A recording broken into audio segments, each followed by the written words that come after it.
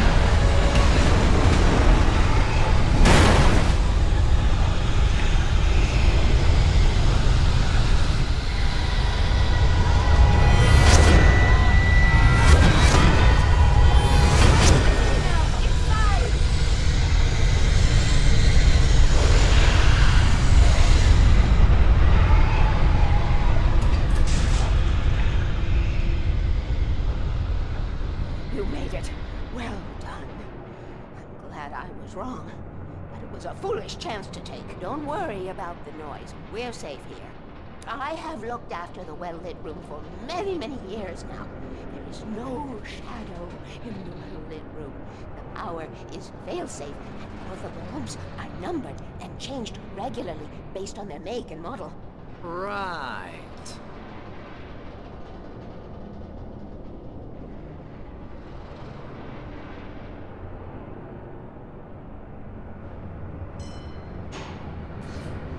There's an old army base at Raincoat Point, north of here. It was active during the Second World War. They operated here back then. They must have built this. Yes, they did. It's my place now.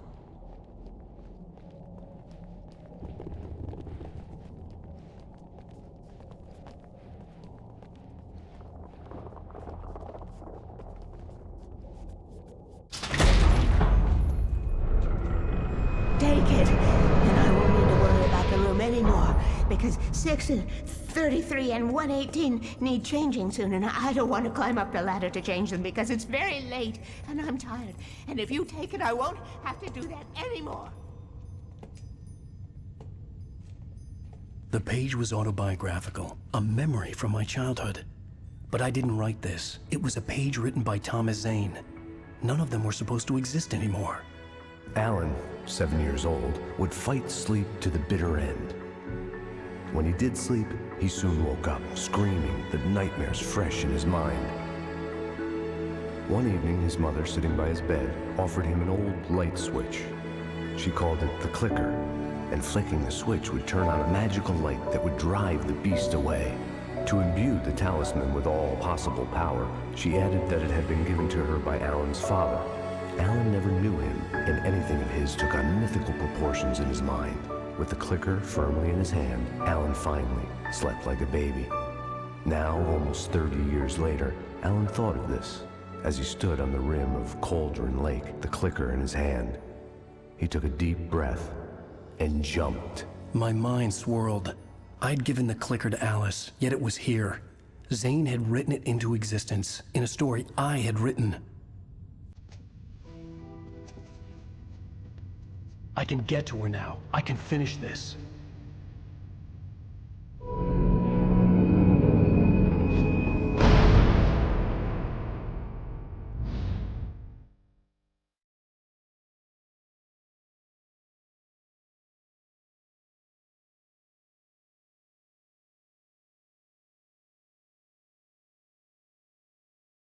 Previously on Alan Wake, I wrote a horror story that has come true. Thomas Zane did the same in the 70s. You will go no further. If I continue like the Dark Presence wants me to, the story I'm writing won't save Alice. It's a horror story. No one will survive. You knew Zane! Thomas Zane! You're the Lady of the Light in the song! He left something behind to help me.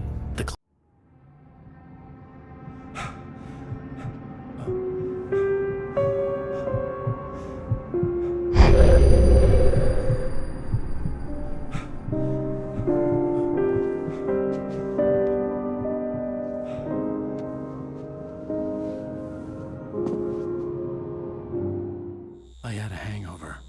My head was about to explode and the light hurt my eyes. I needed my sunglasses and painkillers to dull the pain. In one of my finer moments of self-deception, I swore to quit drinking.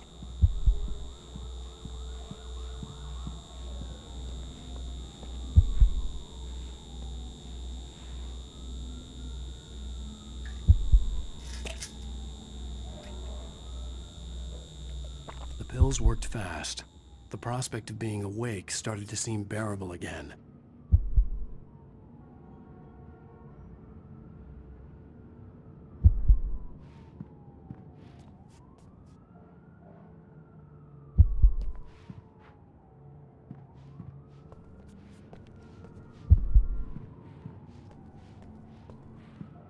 The lights were like needles in my eyes. I needed my sunglasses.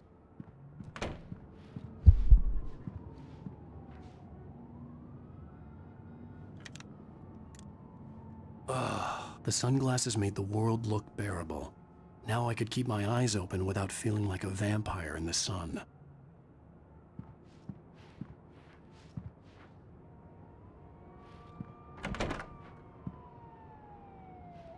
There was a message waiting for me on the machine.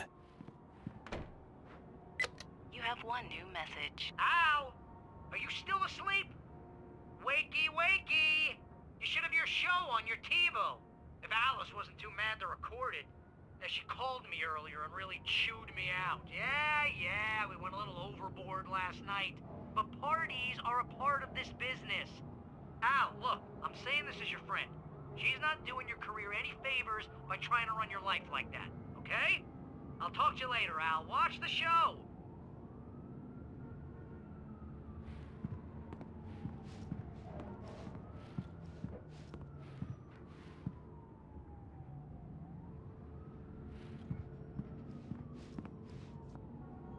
I'd been a guest on the talk show the previous night, talking about my latest book. The show was supposed to be waiting for me on our TiVo. Ladies and gentlemen, welcome back to the Harry Garrett Show. Thank you. Thank you, everybody. We have a great show tonight. I've been talking with the best-selling author Alan Wake about his new book, The Sudden Stop. Yeah, good read. Go buy it. No, it is a good read. Look, I'm gonna be honest here. Is that wise? No, but I'm gonna do it anyway. I got people who give me the lowdown on books. I'm a busy guy. But this one, I actually read from cover to cover. I mean, I'm a big fan. Wow, thanks. Now, this might be a spoiler for those who haven't read the book yet. Based on the sales figures, the 2 people out there who haven't read the book yet. But this last book is all about the death of the main character, the hard-boiled New York detective, Alex Casey. Now, there's been a lot of outrage about this. Why the hell did you kill Casey? What the hell were you thinking, man? Good riddance. No, seriously though. 7 years and 6 books is a long time. He was a gloomy guy to spend all your working hours with, and it was a good run. But it's time to explore new things. My next book will be a departure from the old for me. You selfish bastard, always thinking of yourself. Well, you've certainly given us a lot of entertainment over the years. And now that you mention it, Casey was a gloomy guy. Never had much luck with his love life with the ladies. Was that autobiographical in any way? Yeah, no kidding. Casey's lady friends tended to die on him. With Casey, it was all about his pain. No, nothing autobiographical about that. I'm a happily married man. My wife is my muse. Well, congratulations. That's great to hear. So, how's the publicity tour been treating you? Good, great. But I gotta say, I'm glad to be back home in New York. Well, you've certainly been on the news a lot lately. Lots of parties and, you got into a fight with some paparazzi. Oh, man. Well, that guy was really in my face. I lost my temper. I know that wasn't cool. Well, you are famous for that temper. Well, I did also write several books. Well, your latest novel is called The Sudden Stop, and it's in bookstores now. Go get it. That means the 2 of you out there who haven't bought it yet. Ladies and gentlemen, that's all we have for you tonight. I want to thank all our guests for the evening. Alan Wake, Sam Lake, and once more, do the face for a Sam. There it is. And our musical guests, Poets of the Fall. Thank you, and good night. At least I'd been funny. I told myself I could live with that. Hey, honey. Did you watch the show? I didn't say anything stupid if that's what you want to know. Okay, Grumpy. You want an aspirin or something? Are you gonna start with me about drinking now? You know what? Go back to sleep, Alan.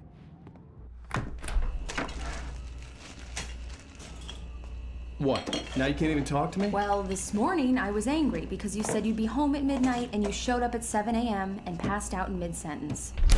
Now I'm over it. Are you angry? This goddamn tour. It's gotten out of hand. Oh, honey. It's almost over, right? We can get back to normal. Then you can start writing again. I'm sorry, honey.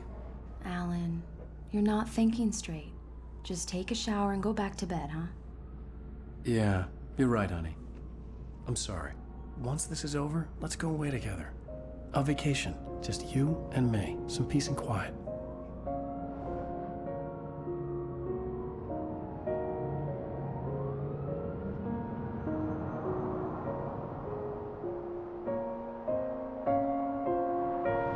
Somehow, the clicker was the key to the cabin. I had to return to Cauldron Lake to save Alice.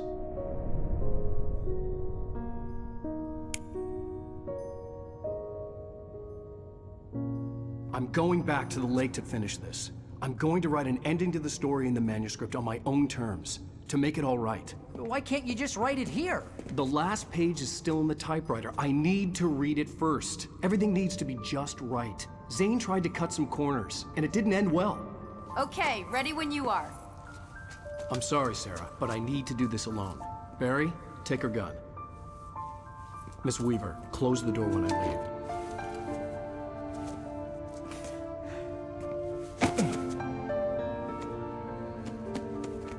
Good luck, Al. See you later.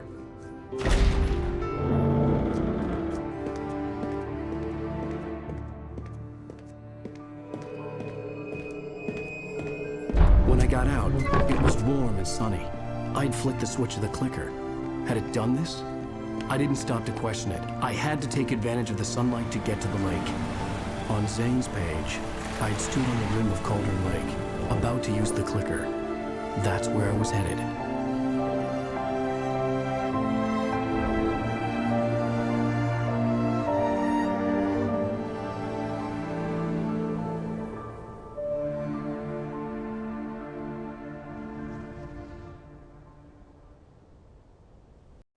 Alone, in daylight, surrounded by the beauty of the Pacific Northwest landscape, it was hard not to let doubt creep in one last time. I could still chalk everything up to a dream, a delusion. I had enough imagination to make up something like this, having been in the cabin all this time, trapped in a story inside my head, gone mad from grief over Alice's death like Hartman had claimed. There would be no way of knowing. I told myself it didn't really matter. My course was set.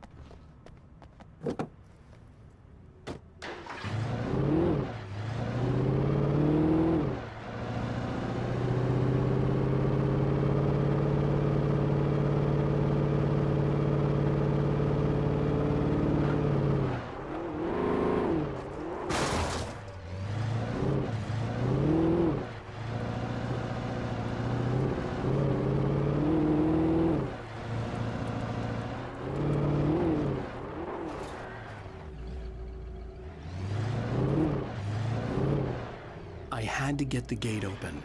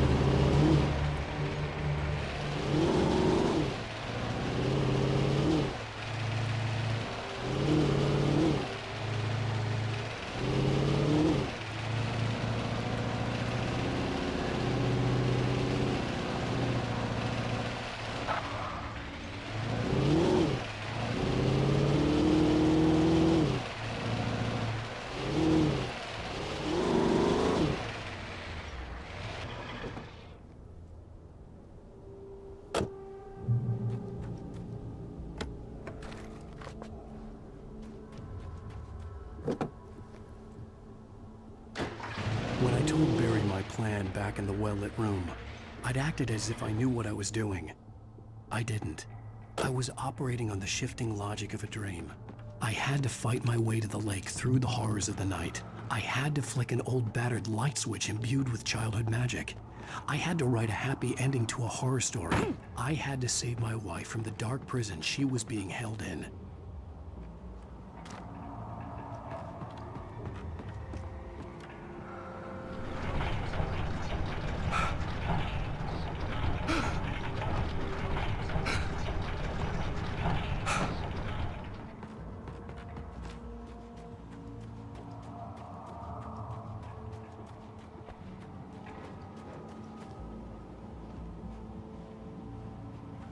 I will never give her to you.